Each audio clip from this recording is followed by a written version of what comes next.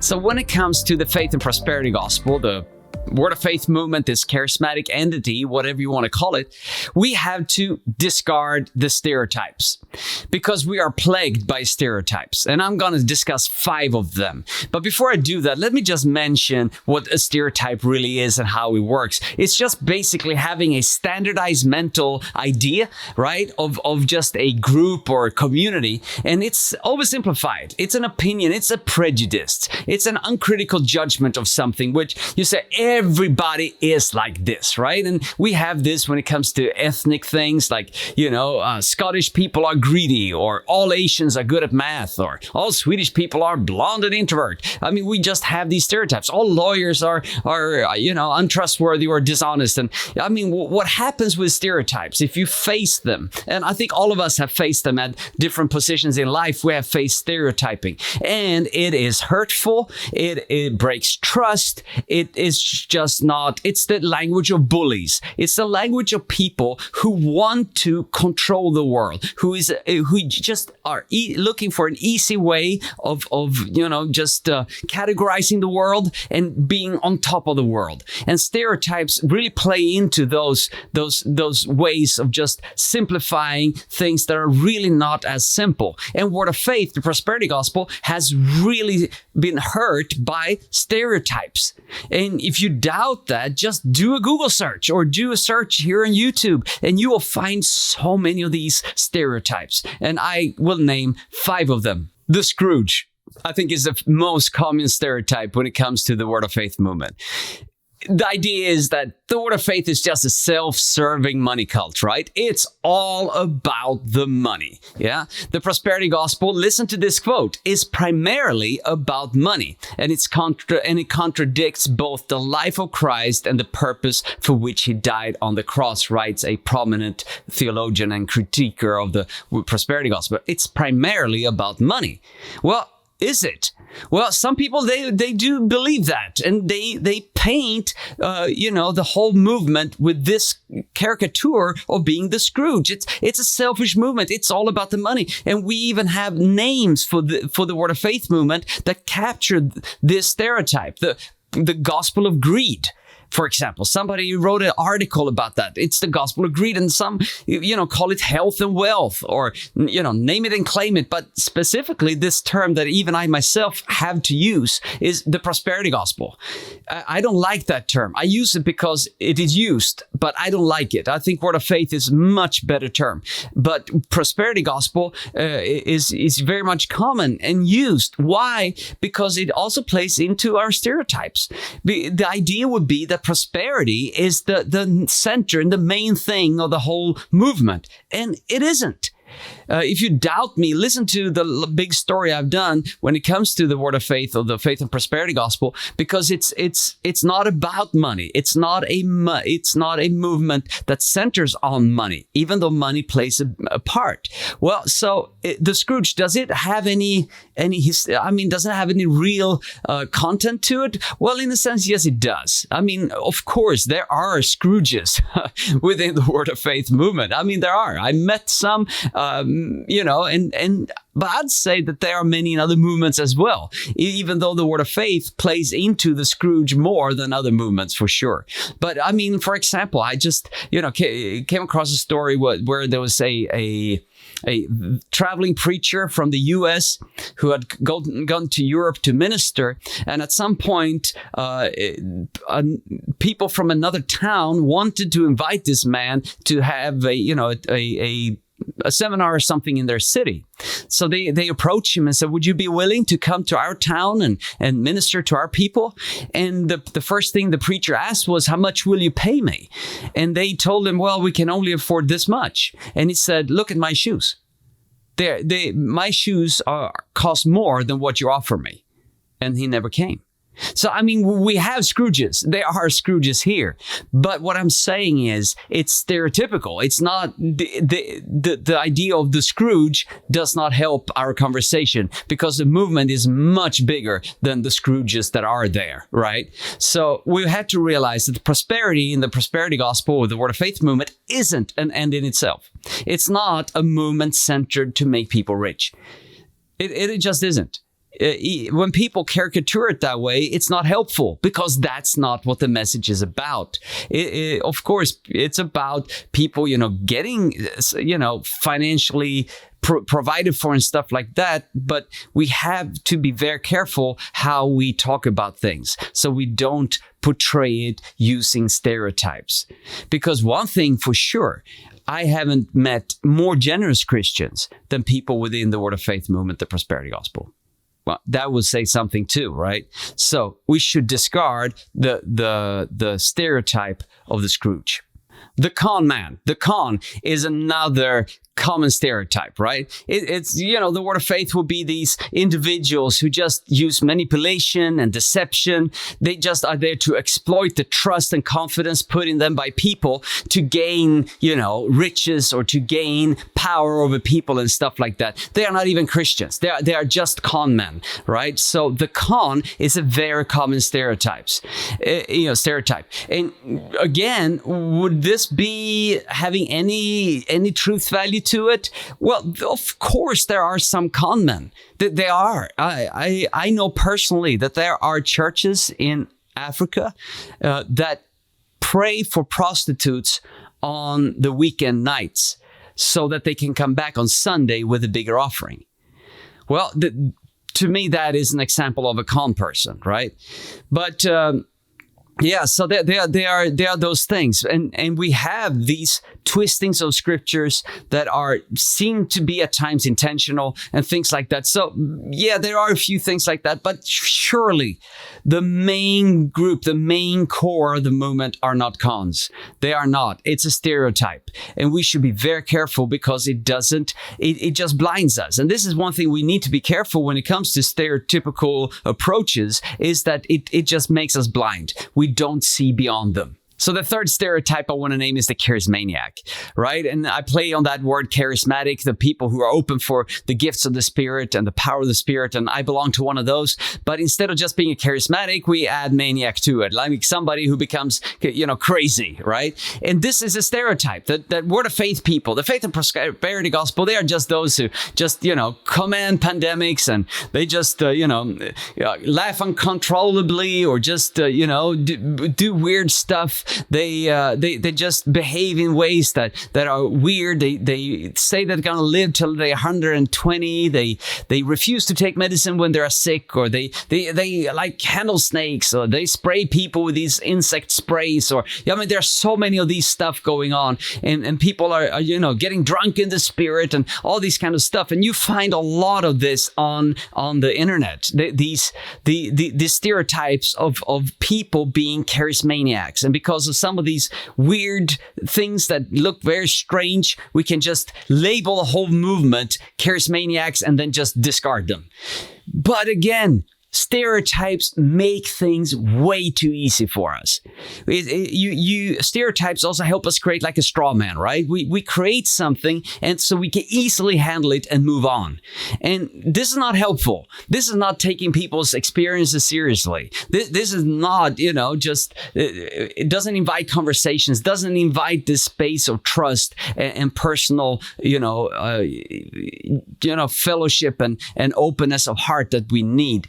So surely there are weird charismatic practices in the faith and prosperity gospel camp, and of course in the whole Pentecostal movement. And I'm part of that movement, and I know that there are weird practices, but we cannot just label everything charismaniacs and then just feel that we can move on from there. We have to stop. We have to take things seriously. And this, to me, is a very common stereotype. It will bring you a lot of likes. It will bring you a lot of views if you just find a few things, often taking them out of context, and just exploit them. But it's not helpful. We need to move on. We need to graduate the charismaniac stereotype. So the fourth stereotype I want to address is the NewAger. It's the idea of the Word of Faith minister just being a New Age person hiding under a Christian cover, right? They are actually just magicians or witches moving around with a magic kind of approach to faith.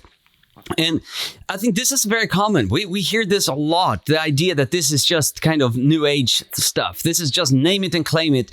Some people call it Christian voodoo, or this is a cargo cult, or whatever. And they are practicing, magic, Christian magic, and using faith as a magical thing to manipulate the world, or to manipulate spiritual power to get what they need and stuff like that.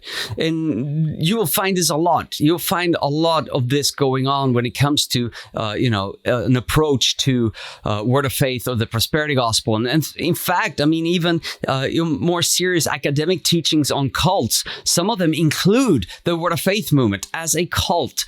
And I think there we have to be very careful that we are actually, this is a stereotype. And the more academic kind of treatments, or the more kind of scholarly ones, they usually connect this with the new thought, the metaphysical kind of teachings and stuff. And saying here, you look at all these, things and showing that, the positive confession or sowing and reaping spiritual laws, all that is found in New Thought or in these non-Christian philosophies. So that means that this is also that. So because of these correspondences, this is a New Age movement. They are just magicians or witches or sorcerers or whatever using these, kind of stuff. And this critique came in the 90s. But it's still being very strong. The idea is that this is a kind of occult teaching coming to infiltrate the Christian church from the inside and taking Christianity from kind of captive. You have to wonder when you see some of the high-profile Word of Faith personalities easily, being friends with outright New Age kind of people sitting in their talk shows and, enjoying their fellowship and stuff and doing some of those practices. Of course, that there is something to this critique, but it's a stereotype to name it like that, to say it is a New Age movement or it's a occult movement or it's a New Thought movement and things. I look at it as that there is a big circle. If you look at the Word of Faith as a circle, right? We have it can tange, there are some similarities and even overlapping with New Age or New Thought at some corners, or not corners of a circle. How will that work? But, at some point, but most of the content is within classical Christianity, right? So there is a dark side to this. There is a dark side that could go and kind of get into the New Age side, the occult or whatever you want to call it. But I think it's an oversimplification. It's a stereotype to say that it just is, right? And one thing I want to say about this is that we have to be careful when we do critique that we just don't take verbal correspondence as being the same as conceptual correspondence, right? What I mean by that is just that because we find some overlap in terms with New Thought and the Word of Faith teachings doesn't mean that their worldview is the same. It doesn't mean that they are doing these practices or these teachings out of the same made bigger story. For example, the Word of Faith story has a personal God. It has the Father, Son, and Spirit, the triune Christian God there. But that is not found in the New Thought. Or the approach to say that this is just deism, right? Well, if you look at deism, it has an impersonal God, or at least a distant God who's not personally involved in creation. Word of Faith has a personal God fully involved with creation. So I think we really had to be careful that we just don't in a sense overreact and then use these stereotypes. So I think we just have to be very careful when we do this. And this idea of this just being New Age, to me, is too simplified. So the fifth stereotype is the heretic. It's the Word of Faith minister being this person who corrupts the Christian faith, who does it just opposing historical Christianity and biblical Christianity. And we have this critique coming saying that this is a different gospel. This is a different Jesus. And where they are breaking the Bible and the principles of Bible interpretation so much that this can no longer be called Christian. And there are, scholars, theologians, pastors are very popular who go out and say that they should be, excommunicated because this is not Christian.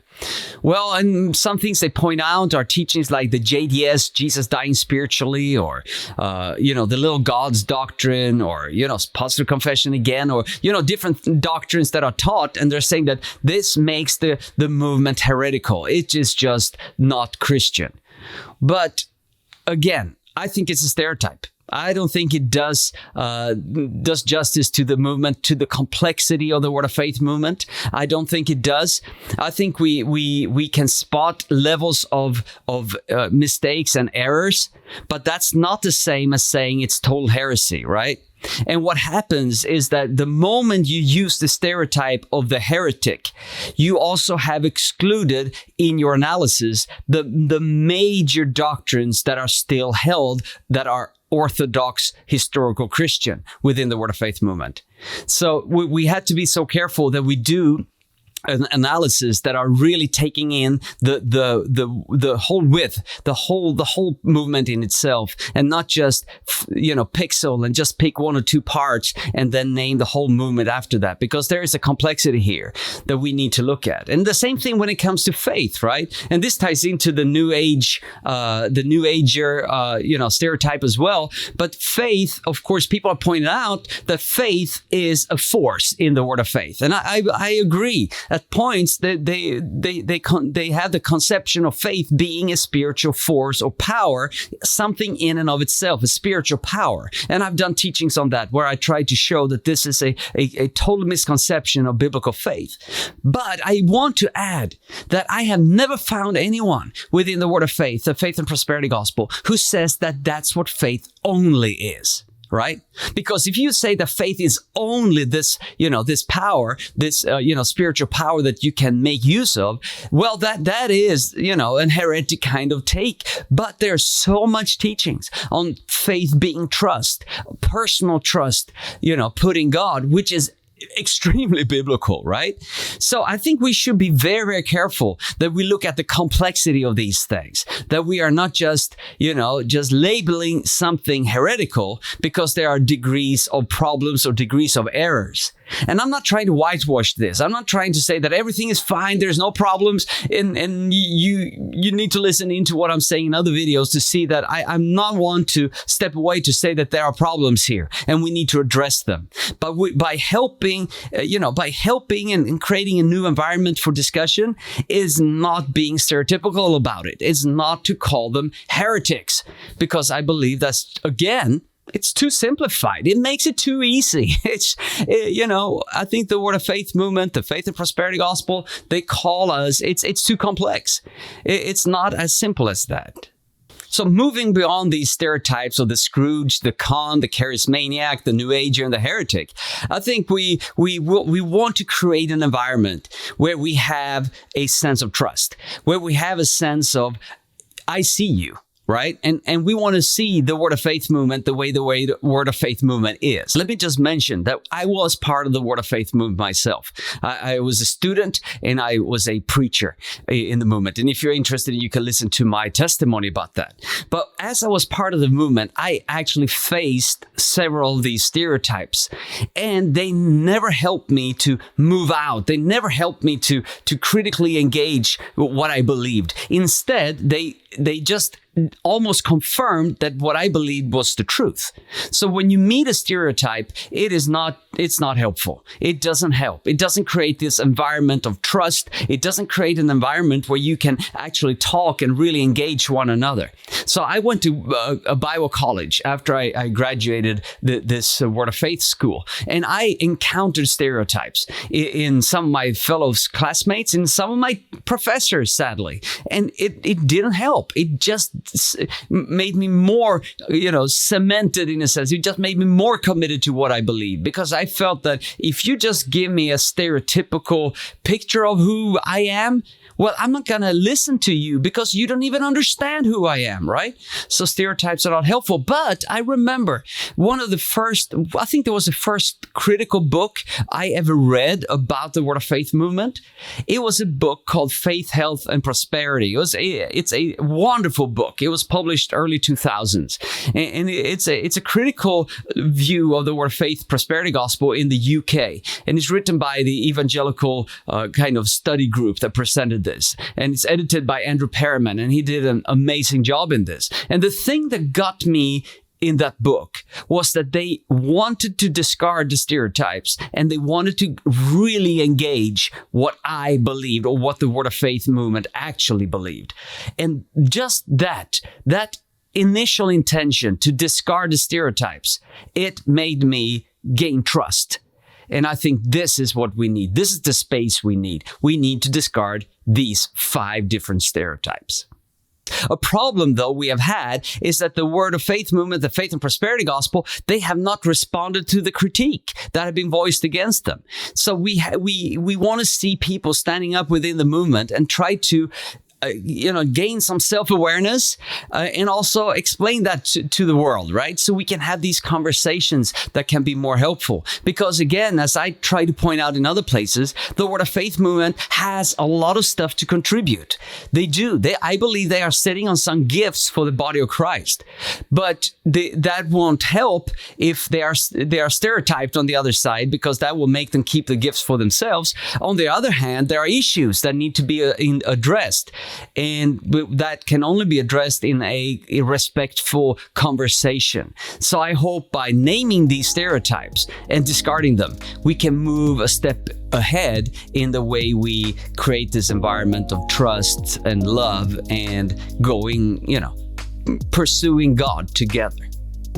So these are the 5 stereotypes that I found and named. What have you found? What kind of stereotypes maybe have you encountered? And, let me know. Put your comments here, reach out to me. Until I see you in the next video, God bless you.